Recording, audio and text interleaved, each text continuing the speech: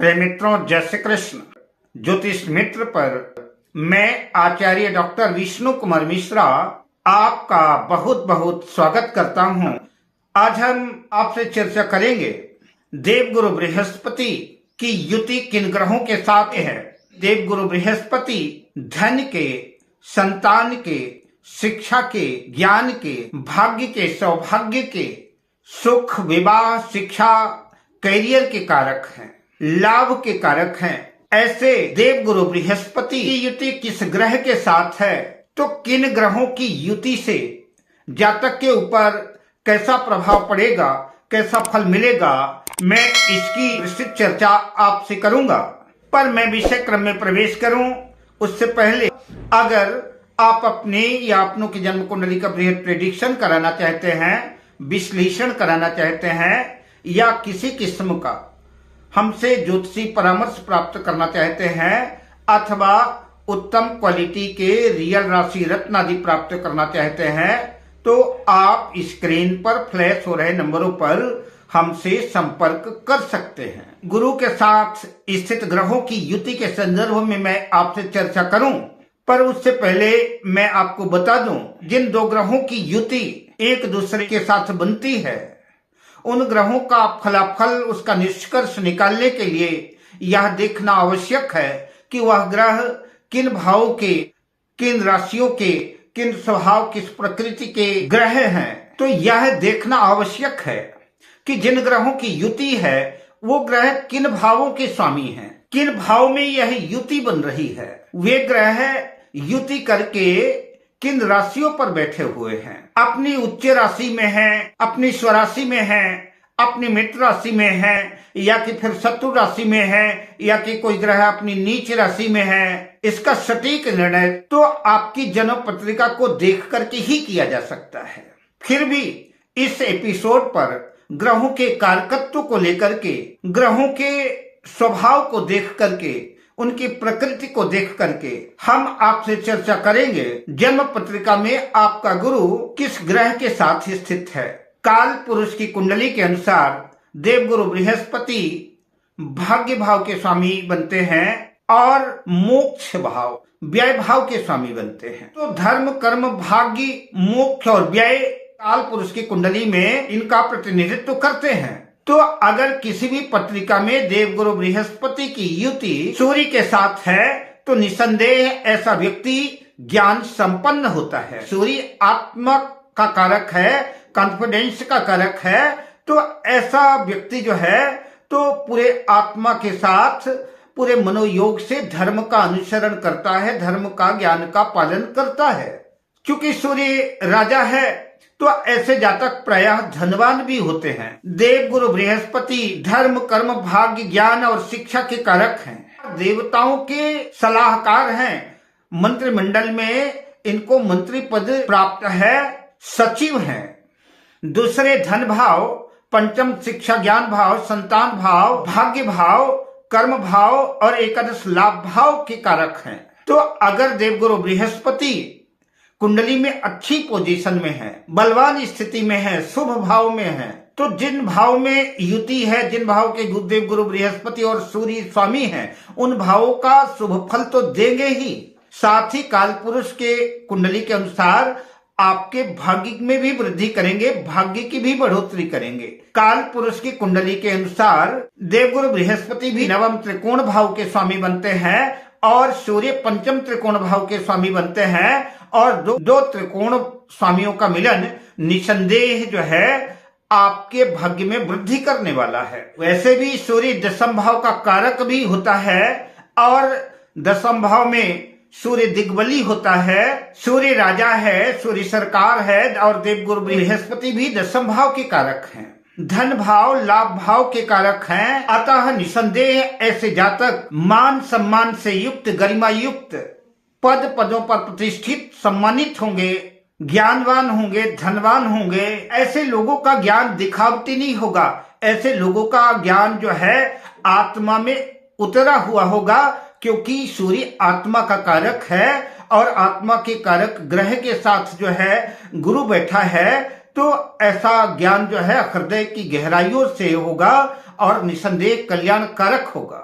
ऐसे लोग धन दौलत शोहरत के साथ उच्च पद अर्जित करते हैं। मेष राशि, कर्क राशि, सिंह राशि, धनु और मीन राशि में स्थित सूर्य और गुरु अत्यंत प्रभावकारी होते हैं। ऐसा जातक स्वयं प्रसिद्ध होता है, पिता के शोहरत में भी 4 चांद बढ़ाता है। अब बात करते हैं गुरु और चंद्र की युति का। अगर गुरु और चंद्र की युति आपकी जन्म पत्रिका में है तो आप निसंदेह जानते ही हैं कि ज्योतिष शास्त्र का बहुत अत्यंत सुप्रसिद्ध राजयोग गज केसरी योग बनता है। तो जब गज केसरी योग बनेगा, गुरु ज्ञान का कारक है, गुरु धन का कारक है। वेदों में चंद्रमा के लिए कहा गया है कि चंद्रमा मनसो जाता है, चंद्रमा मन का कारक है। जिनकी भी कुंडली में गज केसरी योग बना हुआ है, देवगुरु बृहस्पति और चंद्र की युति है, ऐसे लोगों का मन निसंदेह धन की तरफ आकर्षित होगा, ज्ञान की तरफ आकर्षित होगा। ऐसे जातक धर्म, ज्ञान, अध्यात्म, अनुसंधान आदि के क्षेत्र में संलग्न होते देखे गए हैं। खासतौर से यह युति केंद्र त्रिकोण में कर्क राशि में बनी हुई हो तो सोने में सुहागे जैसा काम करता है। ऐसे लोग धर्म परायण, ज्ञान संपन्न, दौलत शोहरत से युक्त उच्च पदों पर पदस्थ हो सकते हैं। कर्क राशि, वृष राशि, धनु राशि और मीन राशि पर चंद्र और गुरु की युति का अच्छा प्रभाव देखा गया है। और खासतौर से उन लग्नों के लिए, जिन लग्नों के लिए गुरु और चंद्रमा मित्र होते हैं, उनके लिए तो अत्यंत बेहतर योग बनेगा। गज केसरी योग ऐसे लग्न वालों को अपार दौलत शोहरत का स्वामी बनाता है, ऊंचे पदों पर प्रतिष्ठित करता है। ऐसे लोग धर्म के क्षेत्र में, ज्ञान के क्षेत्र में, शिक्षा के क्षेत्र में, अध्यात्म के क्षेत्र में, वकालत के क्षेत्र में, न्यायाधीश, IAS, IPS, उच्च पदाधिकारी, मंत्री, मिनिस्टर आदि उच्च पदों पर देखे गए हैं। जिन लग्नों और राशियों में यह योग बहुत योग कारक नहीं होता, यानी गुरु और चंद्र जिनके लिए बहुत कारक नहीं होते, अगर उन लग्नों में भी गजकेसरी योग बना हुआ है तो नुकसान तो कुछ नहीं होगा। पारसर होरा शास्त्र में कहा गया है कि कोई भी लग्न हो, कोई भी ग्रह हो, केंद्र और त्रिकोण के स्वामियों का जब भी संबंध बनता है तो राजयोग बनता है। तो काल पुरुष की कुंडली के हिसाब से गुरु और चंद्र की युति निसंदेह राजयोग कारक सिद्ध होगी। चंद्रमा चतुर्थ भाव का स्वामी है और गुरु नवम त्रिकोण भाव का स्वामी है, और केंद्र और त्रिकोण के स्वामियों का जब मिलन होगा तो निसंदेह राजयोग स्थापित होगा। चौथा भाव भूमि, भवन, वाहन और सुख का भाव है, जनता का भाव है, माता का भाव है। नवम भाव धर्म का भाव है, भाग्य का भाव है। जिन लोगों की भी कुंडली में यह योग बनता है, ऐसे लोग भाग्यशाली होते हैं। ऐसे लोगों को भाग्य का साथ तो मिलता ही है, माँ का भी आशीर्वाद भरपूर मिलता है। भूमि, भवन, वाहन के योग बनते हैं, कार, बंगला, कोठी सब कुछ होता है। और प्रायः ऐसे जातक जनता में भी लोकप्रिय होते हैं, सम्मानित होते हैं, जनता के चहेते होते हैं। गुरु ज्ञान का कारक है, चंद्रमा मन का कारक है, तो निसंदेह ऐसे जातक ज्ञान संपन्न होते हैं और माता पिता को सुख देने वाले होते हैं। अब बात करते हैं गुरु और मंगल के युति की। तो मंगल क्या है? मंगल है पराक्रम, मंगल है पुरुषार्थ, मंगल बल है, निडर है, निर्भीक है, मंगल सेनापति है। जन्म कुंडली में प्रायः मंगल जब कहीं अकेला होता है तो मंगल चूंकि जल्दबाज है, धैर्यहीन है, तो उतावली में मंगल कुछ अमंगल कर जाता है। किंतु जब मंगल देवगुरु बृहस्पति के साथ होगा तो ऐसे पुरुषार्थ पर, ऐसी शक्ति पर, ऐसे समर्थ पर ज्ञान का कंट्रोल रहेगा, ज्ञान का रिमोट रहेगा, गुरु का हस्तक्षेप रहेगा, गुरु के ज्ञान का अंकुश रहेगा, गुरु के ज्ञान की लगाम रहेगी। ऐसा व्यक्ति अपने आंतरिक जीवन में, अपने व्यक्तिगत जीवन में, पारिवारिक जीवन में सामंजस्य बनाएगा। इनका प्रदर्शन पराक्रम, निर्भीकता के साथ ज्ञान और गरिमा संपन्न होगा। मंगल जल्दबाज है किंतु देवगुरु बृहस्पति के साथ है, ज्ञान के साथ है, अतः मंगल का उतावलापन समाप्त हो जाएगा और पारिवारिक जीवन में शुभता का प्रभाव देखने को मिलेगा। काल पुरुष की कुंडली के अनुसार मंगल लग्न का और अष्टम भाव का स्वामी बनता है, जबकि देवगुरु बृहस्पति नवम भाग्य भाव के और व्यय भाव के 12वें भाव के स्वामी बनते हैं। तो केंद्र और त्रिकोण का संबंध बनेगा। ऐसे लोग प्रायः शारीरिक रूप से सेहतमंद रहते हैं, तंदुरुस्त रहते हैं। ऐसे लोगों को प्रायः किसी गंभीर बीमारी की संभावना नहीं होती। ऐसे लोग धार्मिक होते हैं और ऐसे लोगों को भाग्य का भी पूरा साथ और सपोर्ट मिलता है। ऐसे लोगों के राजनीतिक संबंध भी होते हैं। मंत्री, मिनिस्टर, ओहदेदार लोगों के पास इनकी पकड़ होती है। सरकारी तंत्रों पर भी पकड़ रखते हैं। अगर जन्म पत्रिका में जन्म कुंडली की स्थिति अच्छी रही तो ऐसे लोग सरकार का हिस्सा भी हो सकते हैं। ऐसे लोग आर्मी, पुलिस, सेना, उच्च अधिकारी, शिक्षा के क्षेत्र में, धर्म के क्षेत्र में, वकालत के क्षेत्र में, चिकित्सक, सर्जन के रूप में, इंजीनियर के रूप में, टेक्निकल आदि क्षेत्रों से जुड़े हुए होते हैं। ऐसे लोगों की धर्म, कर्म, पूजा पाठ आदि में भी रुचि होती है। ऐसे लोगों को भूमि, भवन, प्रॉपर्टी, वाहन आदि का सुख मिलता है। ऐसे लोग धनी होते हैं और प्रायः ऐसे लोगों का जीवन सुखमय होता है। अब बात करते हैं, अगर आपकी जन्म पत्रिका में देवगुरु बृहस्पति के साथ बुध की युति है तो कैसा फल मिलेगा, कैसा प्रतिफल मिलेगा? तो बुध क्या है? बुध बुद्धि है, बुध तर्क है, बुध वितर्क है। कई बार व्यक्ति की बुद्धि व्यक्ति को भ्रमित भी कर देती है। तर्क, वितर्क और बुद्धि के मकर जाल में ऐसा व्यक्ति उलझता चला जाता है। बुद्धि की प्रबलता की वजह से कई बार बनते बनते काम बिगड़ भी जाते हैं, क्योंकि बुद्धि का अजीर्ण हो जाता है। किंतु इस कॉम्बिनेशन में बुद्धि के साथ ज्ञान का सम्मिश्रण है। बुध के साथ गुरु की युति है। बुध यानी बुद्धि, गुरु यानी ज्ञान। तो यह एक श्रेष्ठतम संयोग हो गया। तो अर्थ, धर्म, काम और मोक्ष चारों पुरुषार्थों को प्रदान करने वाला साबित हो सकता है। ऐसा व्यक्ति प्रकांड विद्वान, उत्कृष्ट वक्ता, गणितीय गणना में दक्ष, पंडित, अकाउंटेंट, ज्योतिषी, बैंकिंग आदि क्षेत्रों में, शेयर मार्केट आदि का ऐसा जातक विशेषज्ञ हो सकता है। ऐसे लोगों के पास शब्दों का सम्मोहन होता है। ऐसे लोग तर्कशास्त्री होते हैं। ऐसे लोग बुद्धिजीवी होते हैं, वाक्य चातुर, होशियार होते हैं। बुद्धि में जब ज्ञान स्थिरता प्रदान करता है तो ऐसे लोग काफी ऊंचाइयों तक जाते हैं और धरती की धूल से आकाश की बुलंदी तक का शिखर स्पर्श करते हैं। ज्योतिष, अध्यात्म, वास्तुशास्त्र, पत्रकारिता, एंकरिंग, लेखन के क्षेत्र में, काव्य कला के क्षेत्र में ऐसे लोगों की खास रुचि होती है। काल पुरुष की कुंडली के अनुसार बुध तृतीय भाव का स्वामी, पराक्रम का स्वामी है, पुरुषार्थ भाव का स्वामी है और देवगुरु बृहस्पति काल पुरुष की कुंडली में भाग्य भाव के स्वामी है।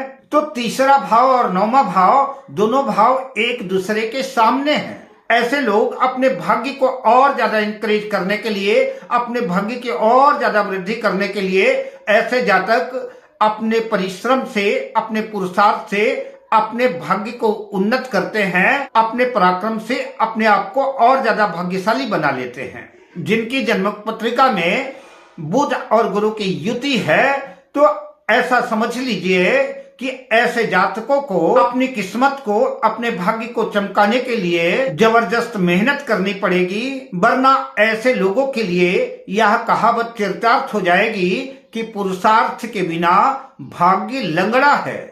गुरु और बुध की युति तो हो गई, अब गुरु में गुरु की युति संभव ही नहीं है, यह कॉम्बिनेशन हो ही नहीं सकता। अतः अब दो महान गुरुओं के मिलन की चर्चा करते हैं। देवगुरु बृहस्पति जहां देवताओं के गुरु हैं और शुक्राचार्य, शुक्र जो दैत्यों के गुरु हैं, ऐसे दो महान गुरुओं का जब मिलन किसी भाव में होगा, गुरु और शुक्र की युति होगी, तो जीवन में कैसा प्रभाव पड़ेगा, इसका क्या फल होगा?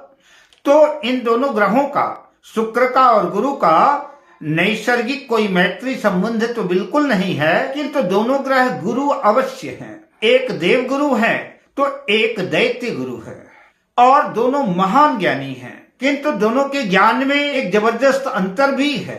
देवगुरु बृहस्पति जहां विशुद्ध आध्यात्मिक त्याग तपस्या की नैसर्गिक प्रतिमूर्ति हैं, भक्ति मुक्ति दायक हैं, दास भक्ति के साथ, समर्पण के साथ, ज्ञान के साथ जीव को परमात्मा से देवगुरु बृहस्पति जोड़ते हैं। किंतु जब बात शुक्र की हो जाती है तो शुक्र भोग विलास लग्जरी के ग्रह हैं, सुख के देवता हैं। शुक्र लग्जरी के कारक हैं, कंफर्ट के कारक हैं, भोग विलास श्रृंगार सौंदर्य के ग्रह हैं। वर्तमान समय में जो आध्यात्मिक गुरु हैं, मैं किसी का नाम नहीं लेना चाहूंगा, पर ऐसे बहुत से साधु कथा प्रवचन के रूप में, अध्यात्म के रूप में बड़े बड़े व्यास मंचों पर गुरु प्रवचन करते हुए दिख जाएंगे। उनके पास ज्ञान है, कथा करते हैं, श्रीमद् भागवत की कथा करते हैं, शिव पुराण की कथा करेंगे, राम कथा करेंगे। वो ऐसे व्यासों को देखेंगे, उनकी रहन सहन देखेंगे, उनका उपदेश देखेंगे,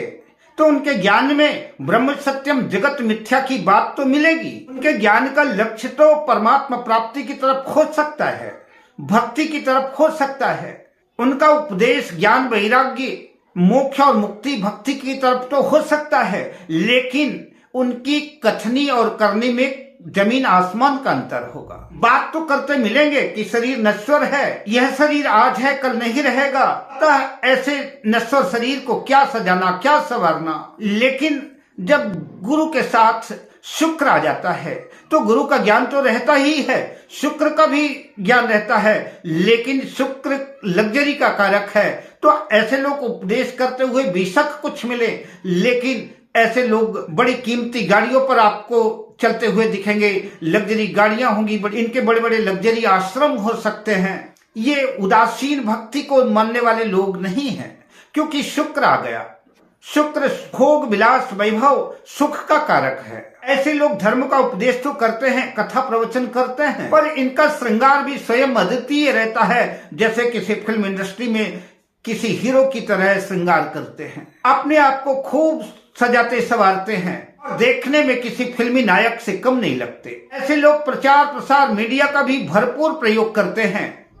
ऐसे लोगों के पास महंगी गाड़ियां, लग्जरी जीवन, और कई बार इनका कथा पंडाल भी बड़ा विस्तृत, बड़ा भव्य और लग्जरी होता है।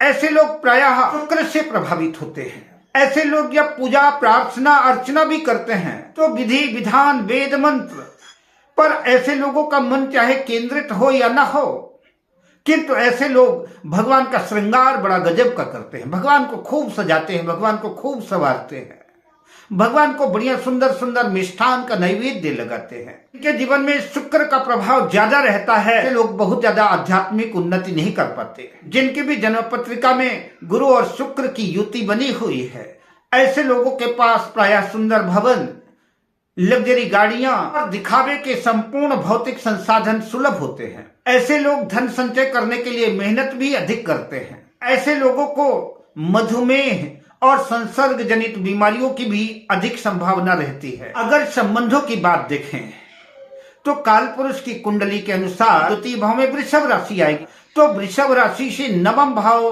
का संबंध देखें तो नवम भाव में धनु राशि आएगी, तो वृषभ राशि से धनु राशि का, और इसी तरह से मीन राशि से तुला राशि का खड़ाष्टक संबंध बनता है, 6-8 का संबंध बनता है। यह संबंध बिल्कुल भी अच्छा नहीं माना जाएगा। अत्यधिक भोग विलास लापरवाही की वजह से ऐसा व्यक्ति अपने आप को बीमार कर लेगा। ऐसे जातक के रोगग्रस्त होने की संभावना ज्यादा बनेगी। छठा भाव रोग ऋण का भाव है, अष्टम भाव गंभीर बीमारियों का भाव है, मृत्यु का भाव है। अतः गुरु और शुक्र का खड़ाष्टक संबंध बहुत ठीक नहीं है। काल पुरुष की कुंडली के अनुसार गुरु और शुक्र का एक और संबंध भी इसके अतिरिक्त बनता है, त्रिएकादश संबंध। दूसरे भाव पर, जहां पर काल पुरुष की कुंडली में वृषभ राशि है, यहां से गिने तो 12वें भाव पर जहां पर मीन राशि है, तो वृषभ राशि से मीन राशि तक गिनेंगे, 12वां भाव आएगा, दूसरे भाव से 11वां भाव कहलाएगा, एकादश भाव कहलाएगा, और 12वें भाव मीन राशि से जब हम गिनेंगे तो वृषभ राशि तीसरे भाव में आएगी। इसी तरह से धनु राशि से जब गिनेंगे तो तुला राशि 11वें भाव में आएगी, और तुला राशि से जब धनु राशि तक गिनेंगे तो तुला राशि से धनु राशि में तीसरा भाव आएगा। पहला संबंध बना छठे आठवें का, और जो दूसरा संबंध बना त्रि एकादश भाव का संबंध बना। इस योग में तो जातक की भौतिक उन्नति होगी, क्योंकि तीसरा भाव पराक्रम का भाव है, पुरुषार्थ का भाव है, और 11वां भाव लाभ का भाव है। तो ऐसा जातक अपनी मेहनत से, अपने पुरुषार्थ से, अपने पराक्रम से धन तो संचय करेगा, लाभ अर्जित करेगा, भूमि भवन लग्जरी संपदा का स्वामी बनेगा। किंतु जो षडाष्टक संबंध बन रहा है उसकी वजह से ऐसा जातक लापरवाही भी करेगा, अत्यधिक संसर्ग की वजह से रोगग्रस्त भी होगा, और ऐसे जातक को कुछ अनचाही कठिनाइयों का भी सामना करना पड़ सकता है। गुरु और शुक्र के बाद अब बात करते हैं गुरु और शनि के युति की। तो जैसा कि आप जानते ही हैं कि गुरु ज्ञान का कारक है, गुरु धन का कारक है, और काल पुरुष की कुंडली के अनुसार भाग्य भाव 9वें भाव का और 12वें भाव का स्वामी बनता है गुरु। जबकि शनि न्याय का, वैराग्य का, सेवा का और दुख का कारक है, और शनि काल पुरुष की कुंडली के अनुसार पत्रिका के 10वें भाव और एकादश लाभ भाव का स्वामी बनता है। एकादश भाव मनोकामना पूर्ति का भी भाव है, और जो सबसे शानदार बात है वह यह है कि शनिदेव की दोनों राशियां, मकर राशियां और कुंभ राशि, दोनों राशि कालपुरुष की कुंडली में गुरु के शुभ कर्तरी योग में है। कालपुरुष की कुंडली में 9वें भाव पर धनु राशि आएगी और 12वें भाव पर जो है गुरु की मीन राशि आएगी। तो गुरु के प्रभाव वाली दो शुभ राशियों के बीच में शनि की मकर राशि और कुंभ राशि 10वें भाव और एकादश भाव पर आएगी। गुरु ज्ञान का कारक है और शनि न्याय का कारक है। शनि से प्रभावित लोग जुडिशियली के क्षेत्र में ज्यादातर आपको दिखेंगे। अगर जिन जातकों की ग्रह स्थितियां और कुंडली ज्यादा अच्छी हैं और उनकी जन्म पत्रिका में गुरु और शनि का कॉम्बिनेशन बना हुआ है, तो ऐसे लोग जज, न्यायाधीश, मजिस्ट्रेट, बैरिस्टर या उच्च कोटि के अधिवक्ता, वकील होते देखे गए हैं।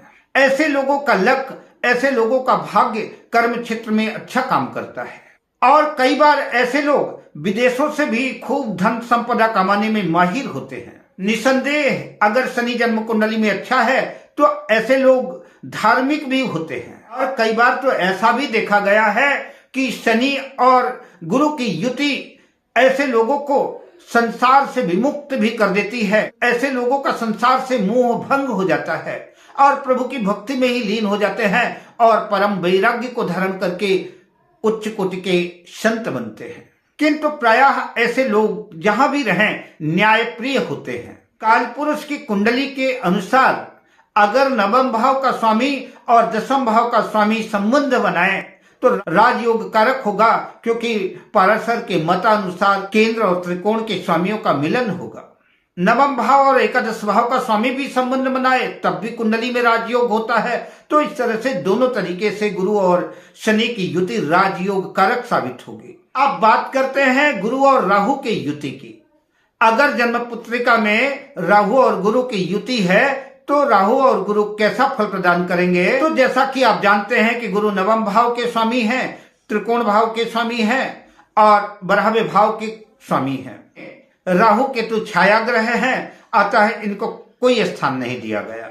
किंतु यह राहु जिस भाव पर बैठता है उस भाव का फल देता है, और जिस ग्रह के साथ रहता है उस ग्रह के अनुकूल ही फल देता है। गुरु ज्ञान है और राहु अंधकार है। ज्योतिष में राहु को चांडाल भी कहते हैं, इसलिए प्रायः राहु केतु के युति को गुरु चांडाल दोष के नाम से जानते हैं। अगर जन्म पत्रिका में राहु और गुरु की युति है तो संभव है शिक्षा के क्षेत्र में, संतान के क्षेत्र में, कन्याओं के विवाह के क्षेत्र में, धर्म के क्षेत्र में कुछ मुश्किलों का सामना करना पड़े, कुछ व्यवधान आ सकता है। किंतु राहु केतु के संबंध अगर केंद्र त्रिकोण में बनता है तो गुरु चूंकि 9वें त्रिकोण भाव का स्वामी है कालपुरुष की कुंडली के अनुसार और राहु के साथ केंद्र में बैठा है, इस तरह से लघु पाराशरी के अनुसार एक उत्कृष्ट राजयोग बनेगा। राहु और गुरु की युति योग कारक मानी जाएगी। पर जैसा कि जानते हैं कि राहु अंधकार है, राहु ब्रह्म है और गुरु ज्ञान है, तो कई बार ऐसा हो सकता है कि पढ़ाई तो अच्छी की, डिग्रियां भी बहुत ढेर सारी ले रखी है, पर कई बार राहु भ्रमित कर देता है, यह समझ में ही नहीं आता सोचने समझने में काफी देर लग जाती है कि अपने ज्ञान का सदुपयोग करें कैसे। तो प्रायः ऐसे लोग कई बार अपने ज्ञान का सदुपयोग नहीं कर पाते। ऐसे लोगों को उनकी प्रतिभा का कई बार बहुत ज्यादा लाभ नहीं मिल पाता। जन्म पत्रिका के 6, 8वें और 12वें भाव में राहु और गुरु बृहस्पति की युति बहुत अच्छी नहीं मानी जाएगी। अब बात करते हैं, अगर किसी जन्म पत्रिका में देवगुरु बृहस्पति और केतु की युति बनी होगी तो कैसा फल मिलेगा। तो गुरु ज्ञान है और केतु एक अलगाववादी ग्रह है। केतु के बारे में बड़ी प्रसिद्ध कहावत है कि केतु छुड़ावे खेत, केतु को मोक्ष का भी कारक मान सकते हैं। तो गुरु और केतु की युति को एक तरह से ऐसा कह सकते हैं, ऐसा समझ सकते हैं कि धर्म, ज्ञान और मोक्ष का संगम। आप ऐसा समझ लीजिए कि अगर आपका मन माया की तरफ आकर्षित होता है, आपका मन माया में फंसेगा तो केतु आपको तकलीफ देगा, केतु आपको दुख देगा, केतु उससे अलग करेगा। केतु अलगाववादी ग्रह है। आप जो भी कामना करेंगे तो आपको कामनाओं से अलग करेगा, सांसारिक लक्ष्य के निर्धारण करने में दिक्कतें पैदा करेगा। किंतु अगर मन संसार से मुक्त होना चाहता है, परमात्मा की तरफ लगना चाहता है, भगवान की तरफ लगना चाहता है, सांसारिक कोई कामना नहीं है, तो केतु आपके लिए मददगार साबित हो जाएगा, क्योंकि केतु कामना शून्य है। तो गुरु केतु के युति का फल सांसारिक सुखों को देने वाली साबित नहीं होगी। केतु सांसारिक आसक्ति से दूर करता है। इस तरह से केतु और गुरु की युति जो है संसार की कामनाओं से विमुक्त होकर के परमात्मा के चरणों से आपको जोड़ सकती है और कदाचित मोक्ष और मुक्ति और आवागमन से भी मुक्त कर सकती है।